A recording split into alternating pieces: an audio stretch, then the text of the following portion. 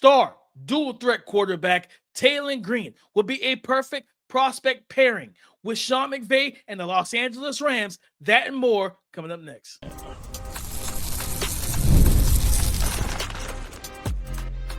You are Locked On NFL Draft, your daily podcast covering the NFL Draft. Part of the Locked On Podcast Network, your team every day.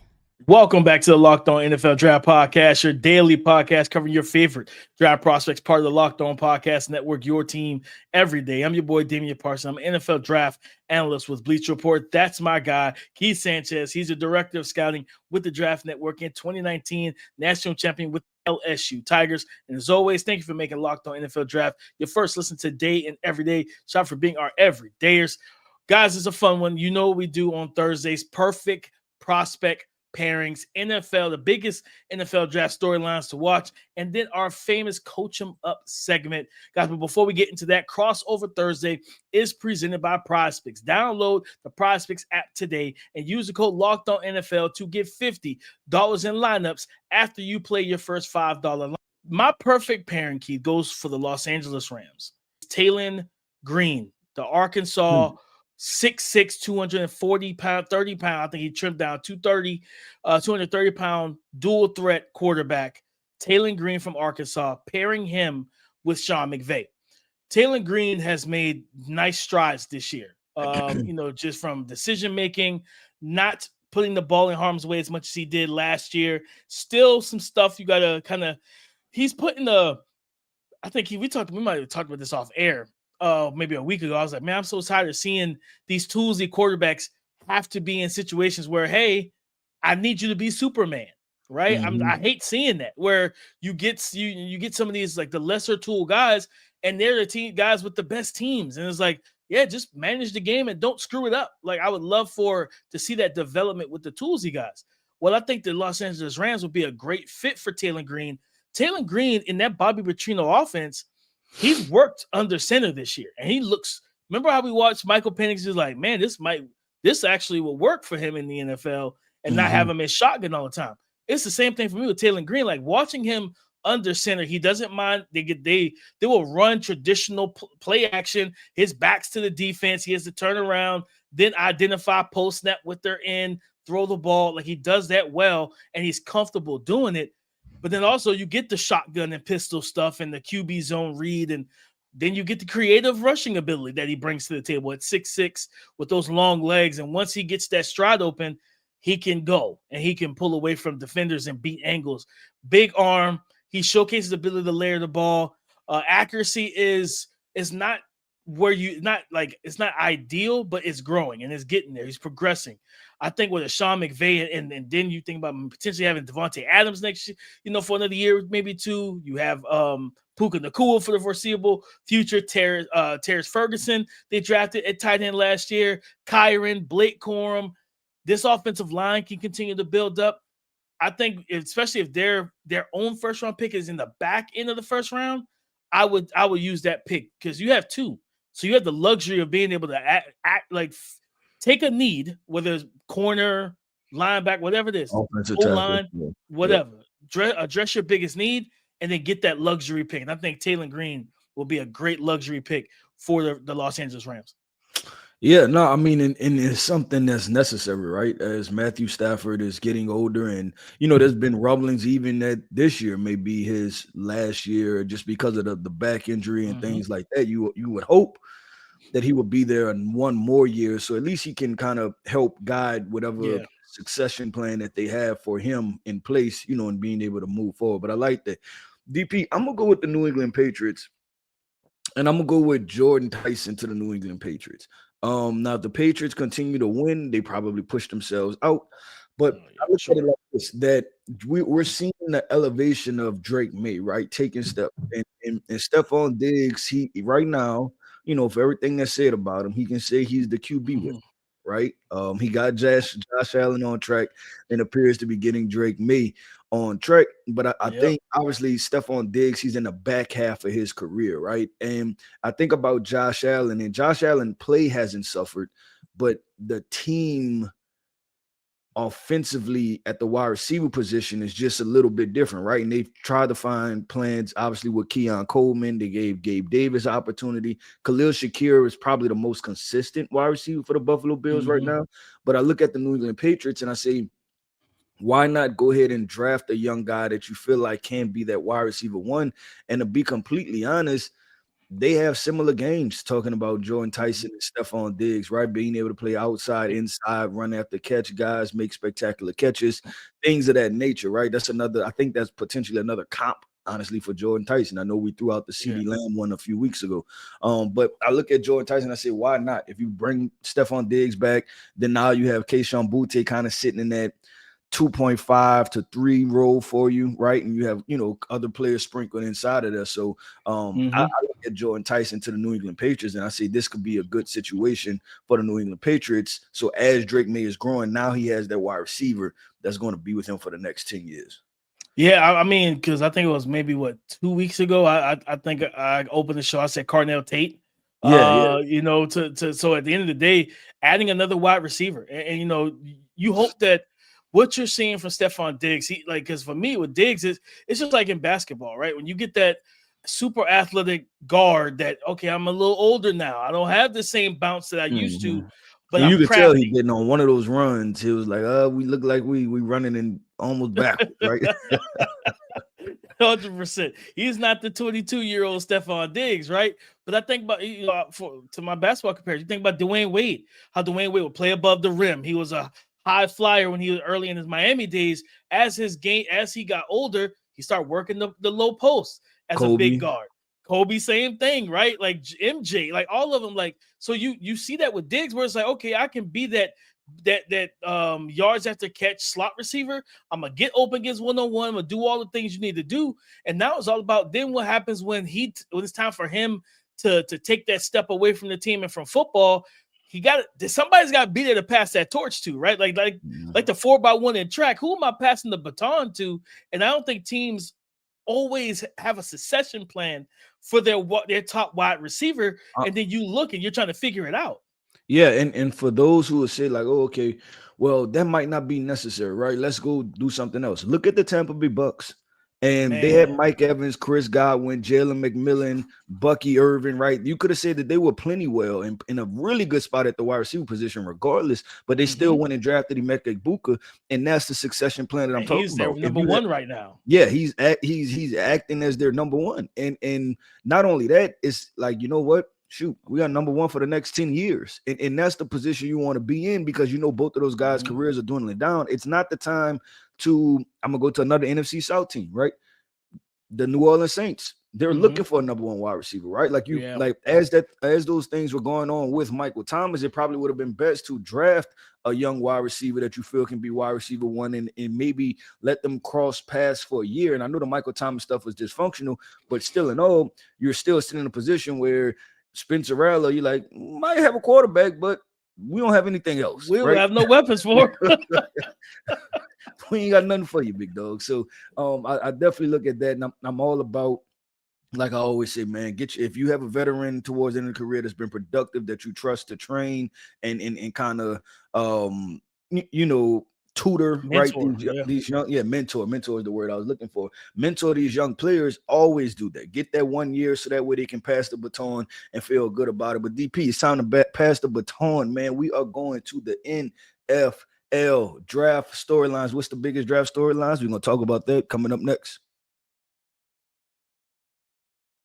Mazda crafts cars for those who do more than simply move. Mazda delivers confidence with every single ride, with more IIHS top safety pick awards than anyone else as of August 2025. From footwork to breathwork, athletes sweat all the detail, and Mazda brings this same intention to how we craft every model. You can feel Japanese craftsmanship in every detail, from the metallic accents to available Nappa leather upholstery. You can make everyday rides and drives feel like anything, but from smooth handling to intuitive controls, with all-wheel drive standard in every crossover SUV, you can drive with confidence through almost any season. And like our players, we sweat every detail. Because when you make every move count, impossible becomes irrelevant. Mazda, move and be moved. Biggest NFL draft storylines, Keith, and I go to, and I tweeted this out, and I feel like teams need to really make sure they're on top of this draft in this offseason. All 32 teams need to draft an offensive lineman, at least one, every single draft. I don't think any team, now if you only have 4 picks, all right, cool, I get it. You got to take care of your biggest needs, unless you use your money in free agency to draft to address some of your other needs to where you have that flexibility. The talent level right now of these backup offensive linemen, it is absolutely absurd right now in the NFL. It is not good. It's alarming, Keith. When you look at when you talk about the Chargers, who were off to a hot start, and then you lose Rashawn Slater, then you lose Joe Alt. You got Trey Pipkins, who looks like a guard, out there at right tackle. And I'm just watching him, and I'm like, yeah, if I'm a defensive coordinator, I'm putting my best guy on that side of the ball, on that side of the offensive line every single time. I'm rushing against Trey Pipkins every single chance I can. Right now, you look at teams that suffered like losses to injuries on their offensive line, like their backups are not good. Like, you know what I mean? And it's just like you got guys trying to pull off practice squads, all type of stuff. You know what? Just draft them. Bill Belichick, this was his kind of mantra when he was in New England. I'm going to draft a court. I got Tom Brady, the greatest of all time. We done won 4 or 5 Super Bowls together. I'm still drafting the quarterback. 2nd round, 3rd round, Jimmy Garoppolo, people don't know Kevin O'Connell, coming out of San Diego State, was a pick by the New England Patriots. I believe Cliff Kingsbury, I believe, was a pick by the New England Patriots at quarterback. Like, Bill Belichick always drafted the quarterback because he knew if I could just work with you, develop you a little bit, showcase you in the preseason, I could trade you. I'm not getting rid of Tom. I just use you for extra assets.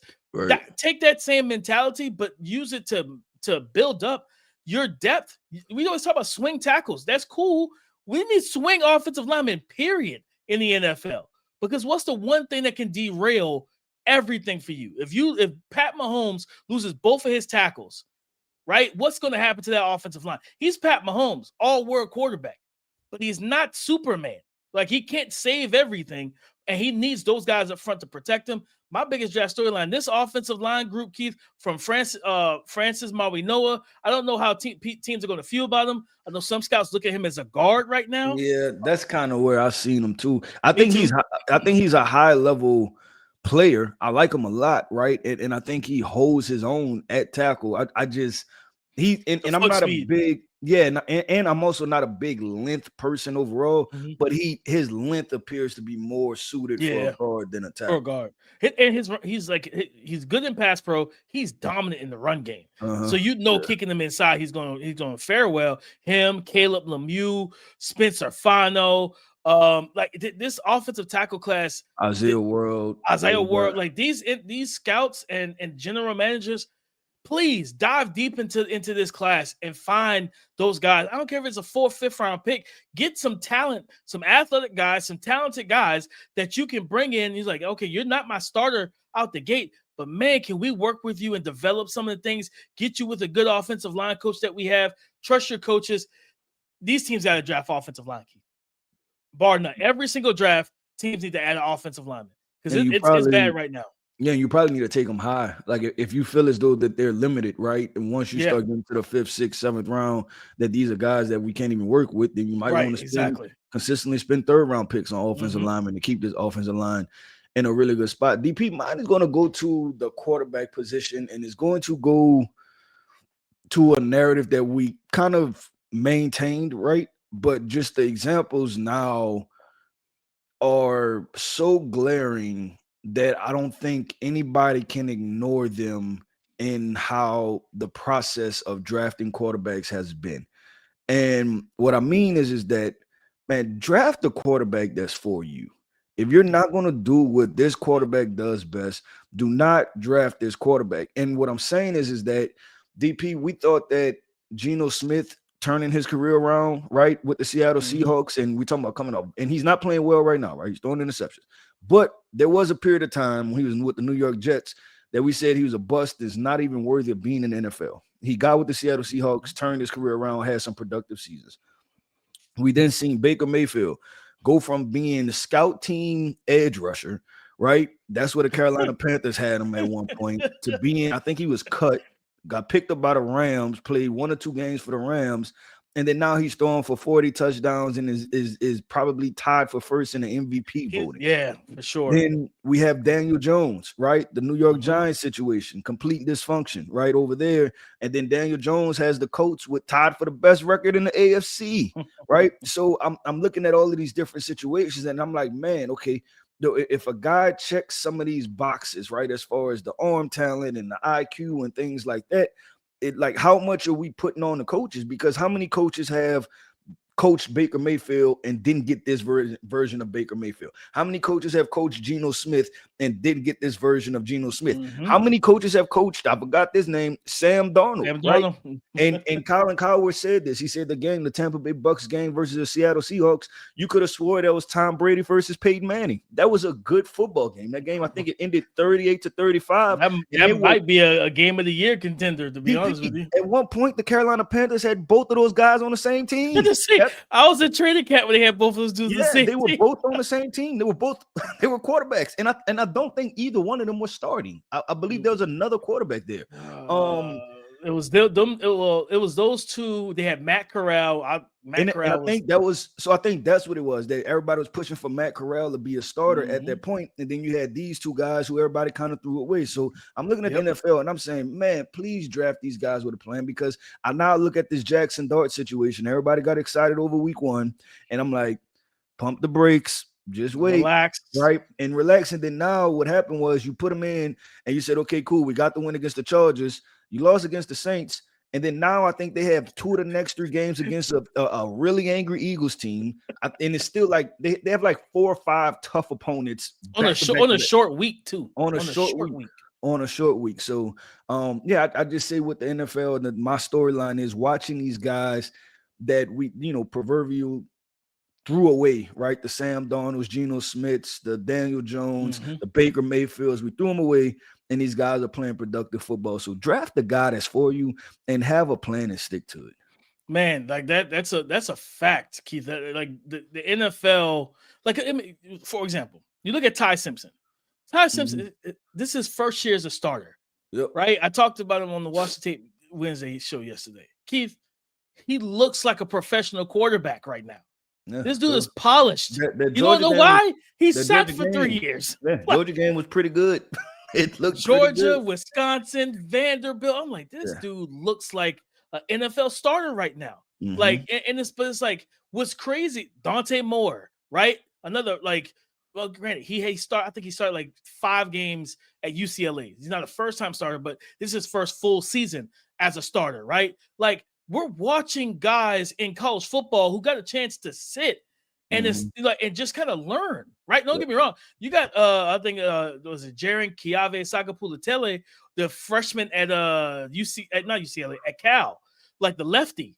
Yeah, Oos can throw. Like, Oos is out there balling. Like, he's making some young mistakes, but it's like, man, you fast forward 2 years from now, those mistakes is going to probably help him develop, you know what I mean, into a first round quarterback. But at the end of the day, you're seeing like some of these young guys that do get the opportunity to sit. The NFL, we're looking at you like, okay, so you telling me you draft guys, and Tom Brady walked in, sat behind Drew Bledsoe? Yeah, Drew Bledsoe. Yep. Drew Bledsoe. Now, granted, Peyton didn't sit. Peyton wasn't good to start his career either. You know what I mean?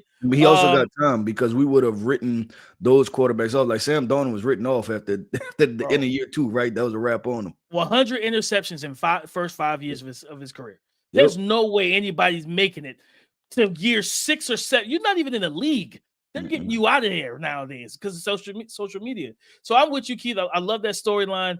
The NFL, I always come back to this. The NFL has a developmental quarterback issue. The fact that you guys aren't doing the right things for these young men, putting them in the right offenses.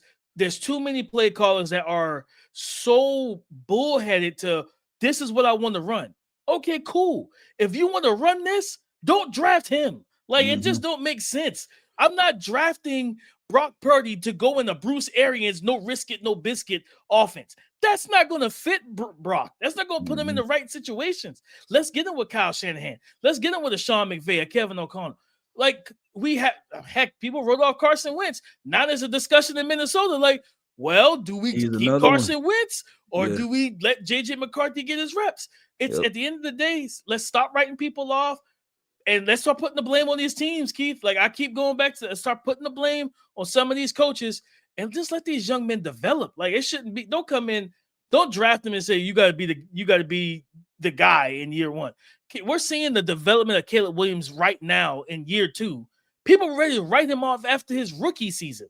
It's crazy right now, man. Yep, it is. And I think that's a good way to end that segment. It's crazy right now, man. But DP, let's do this, man. Coming up next, man, we are throwing, I usually say the hat, the whistle, right? But if we playing GM, man, I don't, you might want to put on a dress shirt and a tie, you know what I'm saying? Some nice little slacks or something. So we getting dressed, we getting fitted because we're about to head into our coach up segment. This is the segment where we pick the player. We, as the GM, we hand them to the NFL coaches and we say, coach this guy up. He has all of the physical tools. We're going to talk about that coming up next.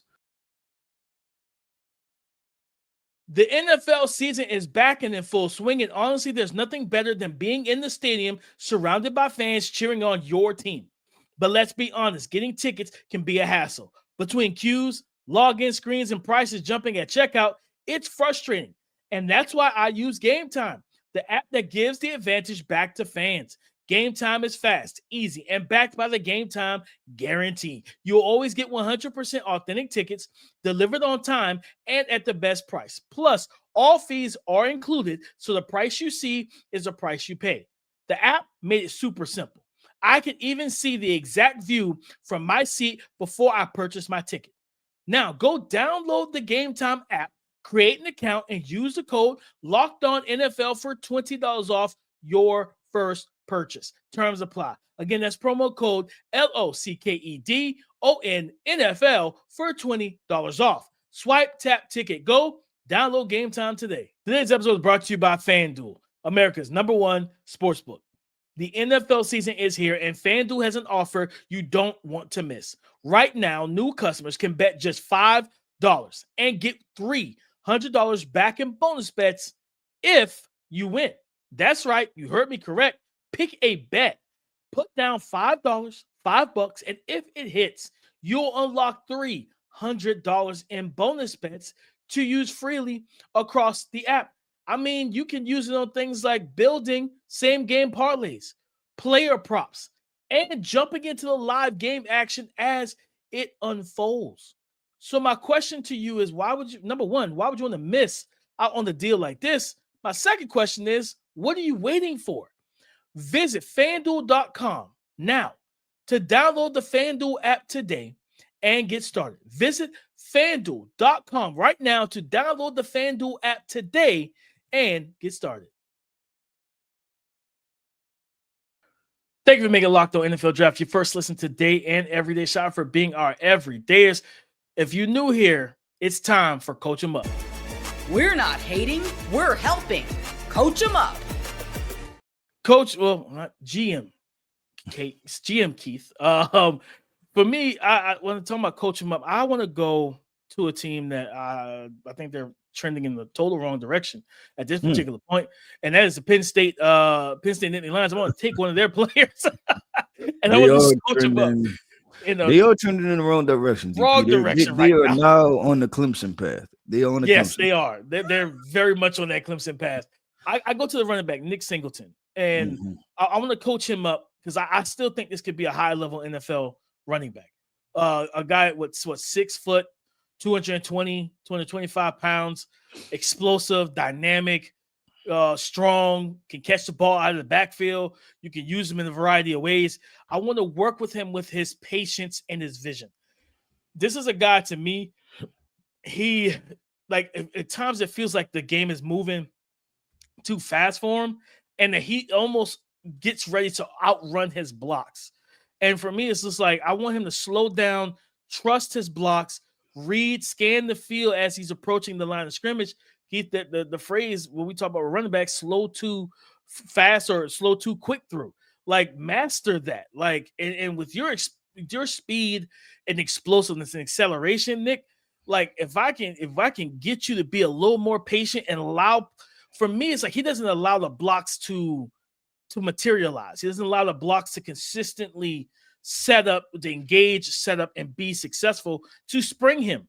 Because if I get you on that runway, it's a wrap. You know what I mean? Like he's got that type of speed where he could take an 80 and outrun the deep safeties. He's got that type of speed, but also that physicality. He can stiff arm you, he can run through you. And if it's because he doesn't have a lot of elusiveness, like not being patient hurts him. Because it's like now you're running into crowded spaces. You can't really jump cut and bounce because you're not that fluid. You don't have that lower body fluidity from his hips that you see from you look at Jeremiah Love. We've seen it from even like RJ Harvey last year. Just the footwork, the jump cuts, the juke moves, the elusiveness. That's not your bag. Your bag is being a north-south one-cut runner. But you got to, especially in the NFL, they keep with so much zone. You got to be patient to let things like open up. Let the offensive line do their job, create those running lanes, plant your foot in the ground, and get north and south. I think he could be a really good player in the NFL. He's probably going to be the day 2 pick the way things are trending right now for him in Penn State because he hasn't had a strong season this year. Again, guys, we always tell you, strike while the iron is hot. This is a guy that might have been a back into the first, top of the set. He probably could have went before Travion Henderson, to be completely honest, who's not getting really in, who's not having any true success with the Patriots. Quinshon's balling, but it could have been Nick Singleton in New England, with him and Ramondre Stevenson, but he went back to school. He's a guy that needs some coaching to me. Yeah. Do you think he's regressing at this point, DP? He hit a... I didn't want to say it, but yeah. And the regression could not be a physical regression, but it could be a mental regression when trying to potentially force things or overthinking, overseeing things, right? Like, and you see this with players, right? Like it'll happen to where they'll start kind of getting in their own head about things, or maybe potentially being overcoached, right? And when you're in a place, I doubt that they had the same running back coach, same OC, and all of those things for all 4 years, right? So you're getting told different things, and now you're potentially overcompensating. So Nick Singleton is definitely somebody you want to pay attention to, because like even when you were talking about the jump cuts and things like that, I thought he had that in his bag at some point, right? But now it appears that kind of doesn't, right? It looks like it's limited. So it's instead of taking steps forward, it looks like it's either plateaued or it's regressed a little bit, and not just from the physical part. It looks like a mental regression. DP, the guy I'm going to pick Oregon edge rusher Matayo Uiagalelei, and I'm giving him to my edge rush specialist, my D-line coach, and I'm telling him, coach this guy up. 6'5", 275 pounds, right? Prototype, ideal, 4'3", hand in the ground defensive end. I think he can play some stand-up edge rusher too in certain schemes. The one thing I want to improve with him, and I'm telling my D-line coach to coach him up, give this guy a true pass rush repertoire, right? Yeah. If he's going to be speed to power, let him work speed to power and work different things off of that, right? If he's going to, he needs to have counter moves. Right now, I believe his at 6'5", 270 DP, his best move or his go-to move is strictly in the round, right? Like different around the edge. And it's like, listen, man, you're physical, you're strong, and you see the physicality because you see it in the run game. Great speed to power, scare those guys, jump inside quickly, like do different things, like in the proverbial start to play basketball on grass, right? Like use that crossover, the cross face against those offensive tackles. Give them a different look, because what happens is, and I know it's on film, after the 10th time you made that pass rush move, they just waiting on you and sitting on you to come outside. So give them a different look, a different move, and develop that. And I think Matayo has a lot that he can become a double-digit sack guy. In the NFL, he just had to pull out that pass rush repertoire. No, I love that, Keith, because that's how I feel. That's how I feel about him too. I'm like, if he loves to go around the outside shoulder of tackles, and it's like now if you start adding more of that inside counter, that Euro step with the cross chop, and he has it. It's like, because I think it was the Penn State game. I remember putting it up on Twitter. He was rushing against the left tackle, and he whooped the left tackle with the I think it was a cross chop or whatnot. And I'm like, do you need to do this more often? You know what I mean? But he still went outside, like work that cross chop back inside, so get cross face, and then of course then you start selling that outside rush, and then you get speed to power, right? Like you can open up. Like he's a guy that has a lot more to develop into, like to have a high ceiling and still and really be that edge rusher, and also be having a body type that can work down and play 4-eye if you need him to at times, you know, get some guards and stuff like that. So having those quick hand counters against guards is going to work perfectly, because then you clear the hands, you clear the man, and you're right there in the face of the quarterback at 6'5" with long arms, and they, you know what I mean, depending on the height of the quarterback, impair their vision. So love Matayo Uiagalelei's game, but he's got a lot that he could develop into and grow into. So I like that call out, Keith.